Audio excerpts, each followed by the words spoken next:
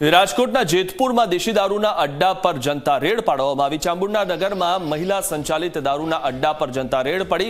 મહિલાઓના ટોળાએ દેશી દારૂની પોટલીઓને રસ્તા પર ફેંકી। જાણ કરતા સ્થાનિક પોલીસે ઘટના સ્થળની મુલાકાત કરી। પોલીસની રહેમ નજર હેઠળ દેશી દારૂનું વેચાણ થતું હોવાનો આરોપ લગાવવામાં આવી રહ્યો છે। જેતપુર સિટી પોલીસે મહિલા બુટલેગરની અટકાયત કરી છે। મહત્વની વાત એ છે કે લોકોને ખબર હોય છે કે ક્યાં આવો દેશી દારૂ મળે છે, પરંતુ પોલીસને ખબર નથી હોતી। પોલીસ હંમેશા છેલ્લે પહોંચે છે અને મહત્વની વાત એ છે કે જનતા રેડ પડે છે પણ પોલીસને ખબર નથી પડતી કે ક્યાં દારૂ મળે છે, અથવા તો આનાથી ઊંધું કહી શકાય કે પોલીસને ખબર હોય છે છતાં પણ પોલીસ ત્યાં પહોંચતી નથી અથવા પહોંચી શકતી નથી, કારણ કે વચ્ચે ઘણા બધા પોલીસને અવરોધો નડતા હોય છે। ત્યારે આ જે મહિલા બુટલેગર હતી તેની ધરપકડ કરવામાં આવી છે।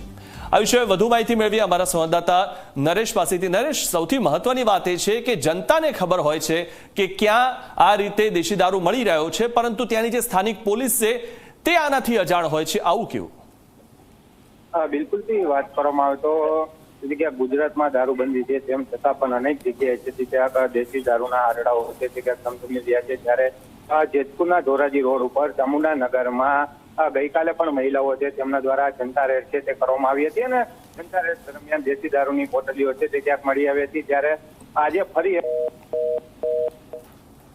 જી આભાર નરેશ માહિતી આપવા બદલ। તો મહિલાઓના ટોળાએ અડ્ડા પર રેડ કરી હતી અને ત્યાંથી મહિલા બુટલેગરને પોલીસ પકડીને લઈ ગઈ હતી, પરંતુ સૌથી મહત્વની વાત એ છે કે પોલીસે જે કામ કરવાનું છે તે હવે જનતા કરી રહી છે।